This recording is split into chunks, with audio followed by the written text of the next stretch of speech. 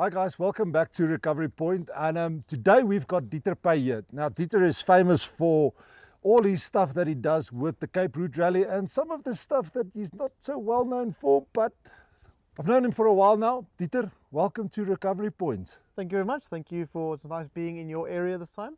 Yeah, it's not often that you're up here in Gauteng from the Cape. I mean, either you're rescuing people in the Tankwa or you're driving the dunes in the Name, but you're always busy with something there in the Cape region. Exactly, and I thought I'd come up here, spend a bit of time up here, network with all the fitment centers, drive the 4x4 routes up here. So my plan for the next, let's say, year and a half, 2 years is just to expand more, see the rest of the country, not just the Western Cape. Well, let's get back to Cape Route Rally because that's actually why I invited you here today. Tell me a little bit more. What is the whole idea of the Cape Route Rally and how did it come about to be this massive thing where guys, I think sometimes overtune their trucks and buckies just to get over a dune? How did that all come about? So how it originally started is about a year and a half ago. I got approached by Anthony Ashley. He's kind of one of the head guys in charge of it. And he used to go 4x4ing with all his friends. Take a group of 5 to 6 friends and they'd go and do the hardest 4x4 tracks they can find. But he wanted to turn this into video work, content. Like he said, he had a gap there that he wanted to fill with the content. So he approached me through my previous job, and then we went on our very first trip where we did some of the hardest tracks out in the Western Cape area, and it just sparked from there. Made the first video did really well, got a lot of interest from other guys wanting to do the similar thing, and then it just snowballed. It kept snowballing. So what it essentially is just a group of guys having fun, looking for some hard 4x4 tracks to drive, pushing their vehicles and themselves to the limit and having fun at the same time. And then I'm just there videoing it, putting it all into a documentary, and the audience is also loving it. Well, you guys had some controversy around you in the past. I mean, there was that one article in News 24 and I don't know what you call guys. We've got the build here and report. What happened there? Because apparently you guys had permission. Yeah, it's a difficult one because we had permission to be there, but what happened is someone went to complain about us being there because it is loud, big cars, and if you're going through a small town, it makes a racket and everyone's heads turn seeing these big vehicles come through. So had one person complain to someone in the community, and then a journalist got word of it and then started writing the article, and then it came back that we actually did have permission, but the journalist didn't do the right research or didn't contact the right person, and it's a very small town, there's barely any signal there. So to get the correct information to the correct people in time isn't that easy. And then the news article went out before any facts got checked, essentially. So, and then it was too late, got published, and so be it. But we had permission to be there. We've been there 3 or 4 times before and since. And what it is an old 4x4 track or an old track going up and down the mountain, but a landslide had occurred because it's also a route that's never driven. It's been washed out. It's not maintained. It's not maintained at all. So there was a big boulder that came off. You can literally see where it came out the mountain, fell into the road, and we just went and we cleared that boulder. So if the same thing happens in Chapman's Peak, you've got constant rock slides happening there. The people remove the rocks to make it accessible again. So we took a group in of people with jackhammers because it was a gigantic boulder. So we split the rock and moved it out the way so that it can make the route accessible again, so that we can drive it and whoever else wants to drive it can drive it. And then, yeah, the story just made a landslide. Just blew up, unfortunately, with the wrong information. Correct. Listen, but the one thing about the Cape Route Rally is that the old uncle there, Uncle, how did you catch that? And tell me, what is the story behind him? He seems to be like the main organizer, and you'd have to go there and you have to go there, and it's no need us. Exactly. So that's Louis from DSX. So he has got a fitment center in Worcester, and he's also a tour guide. So he used to do all these tours. I think he does about 6 of them a year on his own DSX tours or adventures. And then he does similar things, also quite hardcore 4x4ing and things. And then the same time Anthony approached me, he approached Louis to do the tours because Louis got access to all these crazy 4x4 tracks. And it's not always tracks, it's actually very little times we're actually driving public tracks. He's got access to all these private farms, and we're getting more and more messages saying, hey, I've got a track on my farm up the side of the mountain that's never been driven, or I've only taken my jachtbakkie up there once and then it broke. So can you guys come and drive it for me? So he's the one that's got a lot of the access to all these public routes, and he lays out the track. So our motto is, if you can keep up with Louis, you're good. Because he just goes, he'll be a boulder in front of you, he'll just go straight over the boulder and carry on. and you must then follow him. So he's the leader of the pack. But you look at some of those vehicles and they are really kitted out. I mean, it seems like most of them sits on 35s and stuff like that, with engines that's producing twice as much power that it normally does. How do you get little Akela here to go behind those vehicles? Because in all fairness, I know a Hilux and I love them and they're as strong as hell. But compared to those vehicles, Akela must be surprising you every time you go up somewhere. It does, and it is a lot of hard work. So where they can just look at the thing. If you've got 35, 37s, we've even had a guy with 40s once drive with us, and I've got 30, what have I got? 33s, 285 by 75, so 33 on there, and I have to pick my lines a lot more carefully. So I don't do all the hardest challenges because I'm the media vehicle. So I only have to go where I need to go. But some tracks we drive, there's no bypass. You look up the mountain, that's the one single road you can drive, that's where you have to get up. With Hex River, for example. That was probably my most difficult one before the Impossible Pass we did, but it didn't have any bypasses, nothing. Just straight up, massive boulders you have to climb over. So there it comes down to just picking the right line. They can look at something with big wheels, they look at a road and can just go straight up. They don't have to worry about where the wheel placement is. I just have to be very strategic in where I place my wheels.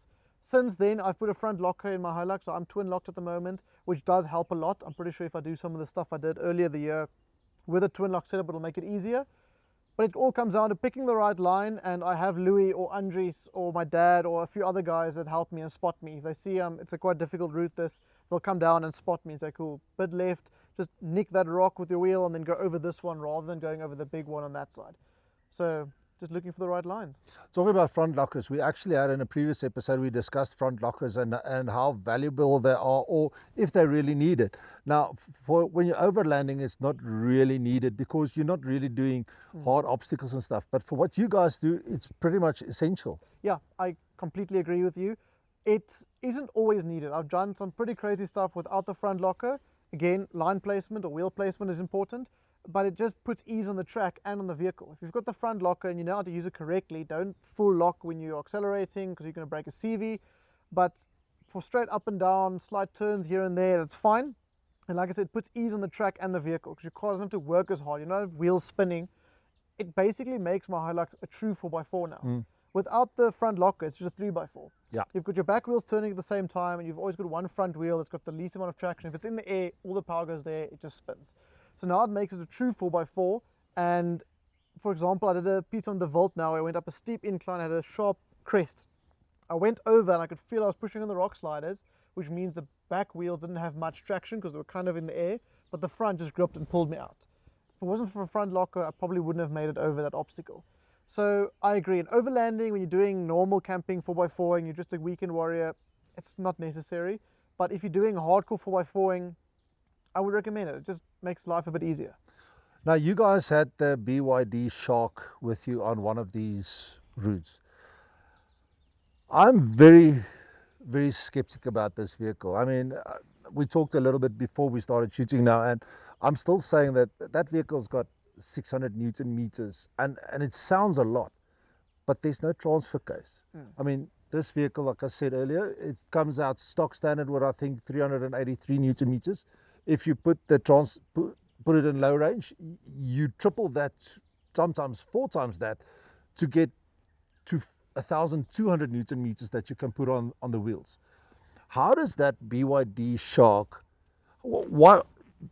I don't think it's that capable. So I don't know exactly what to ask you, but I think the question I want to get to is that,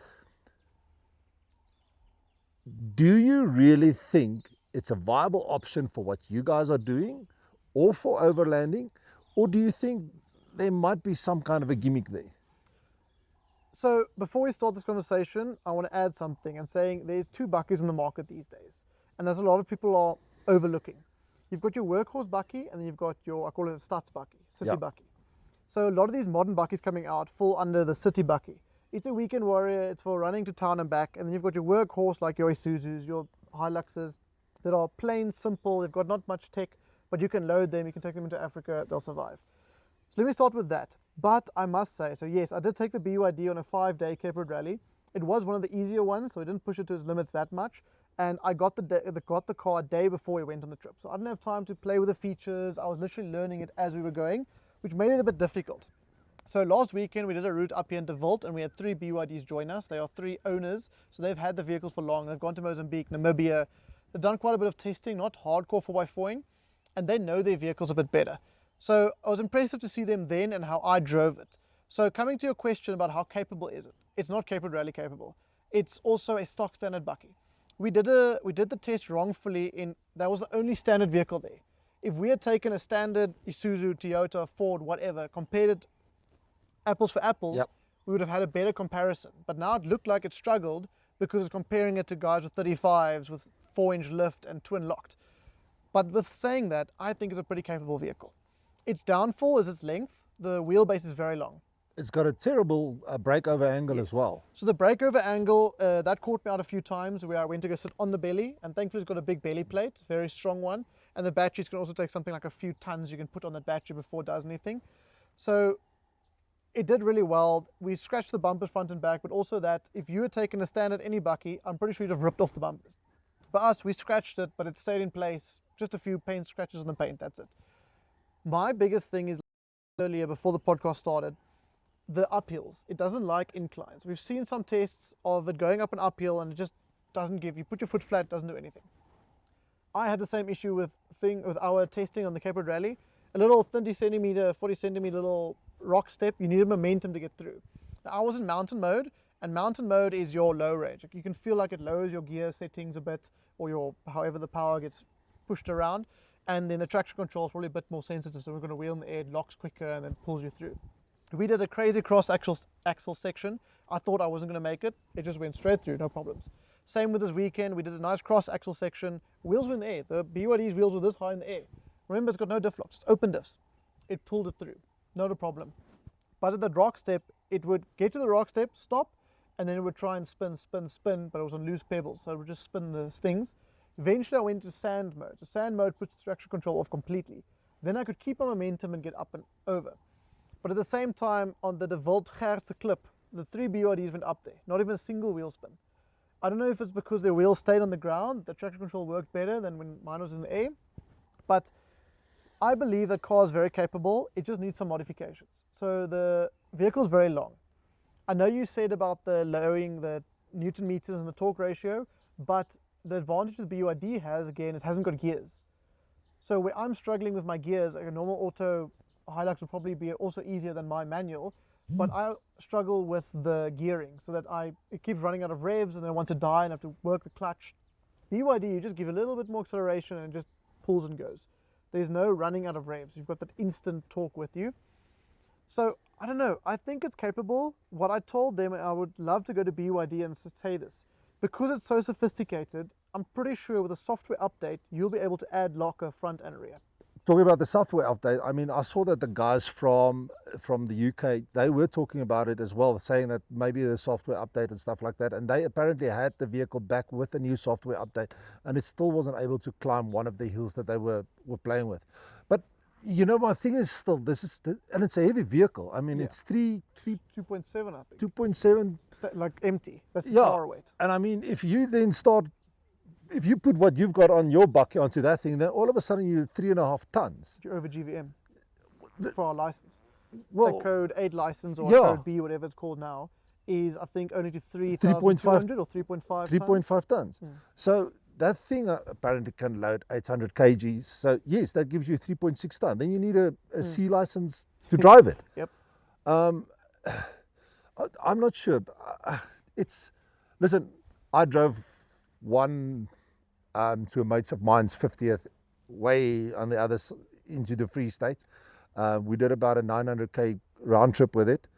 The one thing that frustrated me was that the fuel consumption that I got wasn't what I was expecting. Yeah, it is pretty thirsty.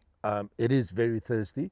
And if you want to drive on the electric side, you first have to charge it. And while you charge it, you're using a hell of a lot of fuel. And it's got a strange mechanism where the engine can run the rear wheels, but you have to have it's a very, very complicated system that it's got there, because it's like a planetarium gearbox system that's got this one drives this one drives that, and then these two can go together to drive. It just doesn't make sense. And I think maybe it's a little bit, in my opinion, over-engineered. I think they could have simplified it a lot. It is, and like I said, it falls under the city bucket for me.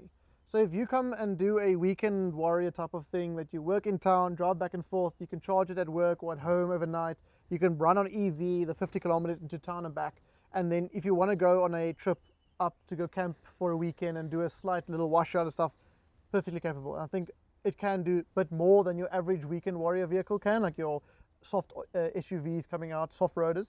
I think it's more capable than those. But it also comes down to, remember, their target market isn't our guys doing the hardcore 4x4ing. That's not their target market.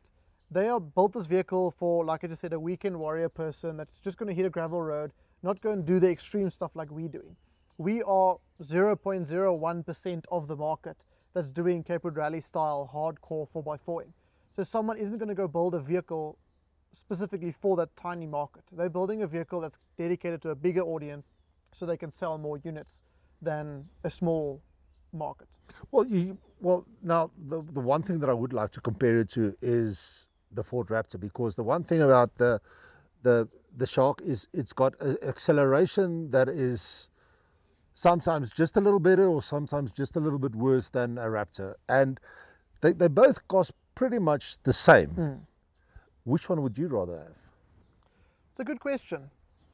It comes down to your lifestyle. I would personally choose the Raptor because I enjoy an ICE engine. Sounds good. Raptor's pretty capable. The one place the BYD did shine for me was in the dunes. I think if someone takes it to the dunes, I recently saw a video of someone in Dubai taking one to the dunes. I didn't watch the full video, I just saw the capture of the thumbnail.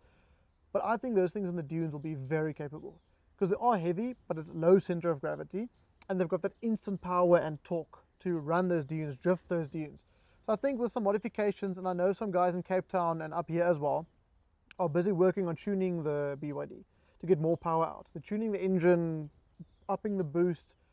Don't know how they're going to do it, but they said they can pull more power out of it. And I know BYD's got the Leopard coming out, which is the SUV version, which apparently has got a bigger motor than the BYD. And there speaks of a BYD 8, I think they call it, or BYD 10, a version 2 of the BYD Shark, which has got even more, like a crazy amount of power, but it comes down to the weight again.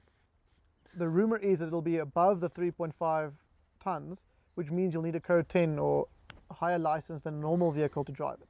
That's the rumor I've heard. Well, the interesting thing is I think I might be a way bit older than you. I can remember in 2003, Ford brought out the F-150 into South Africa, and everyone was excited. They're going to buy an F-150, and everyone wanted one, until they got to the dealership and they told them, listen, but if you want to do finance, you need a Code 10 or Code C, or if you want to drive it, you need to Code 10, Code C. And that was the biggest problem with the F-150 here in South Africa. It's not like in the States where you've got a driver's license and you can basically drive any truck on the market, or bakkie on the market. Here, if it's over 3.5 tons, you need a new license. And the best thing is that a traffic cop loves if there's a little flippant thing, a little glitch in the system that he can catch you out on, because but it's just a bakkie. No, bro, it's 3,501 kilograms, and I can fine you. Yeah. So weight is going to be a problem. And the problem also here in South Africa, to change from E or EB to a C license is not easy. It takes time.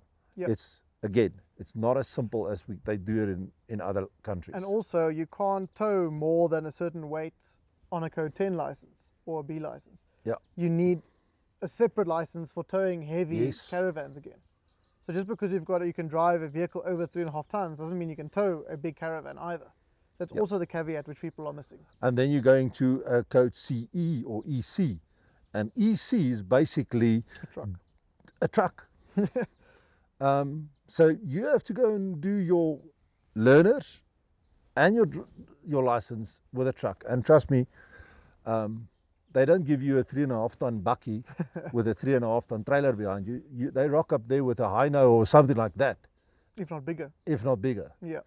So yeah, good luck with the guys that's thinking that they will sell, but it's not going to be mass volume. Exactly. It's going to be a smaller market they're going to sell for. But okay, Dieter, I think I'm going to leave you there. We'll be back again. We're going to talk a little bit about this lorry here behind us. This Hilux, sorry, it's not a lorry or a bucky, it's a Hilux. And some of the interesting problems you've had in the last couple of weeks, months. This last Because year. I saw you had a radiator problem last week. Yep. Never ends. Never ends. But you will not sell it. Nope, never. Never. Yeah. Guys, thanks for watching Recovery Point, and please go and follow Dieter Pey. He's on Instagram and Facebook, and go and follow the Cape Route Rally. Go and check out their videos on YouTube. And Dieter, once again, thanks, and have a lekker one. Subscribe, follow, share. Cheers. Cheers.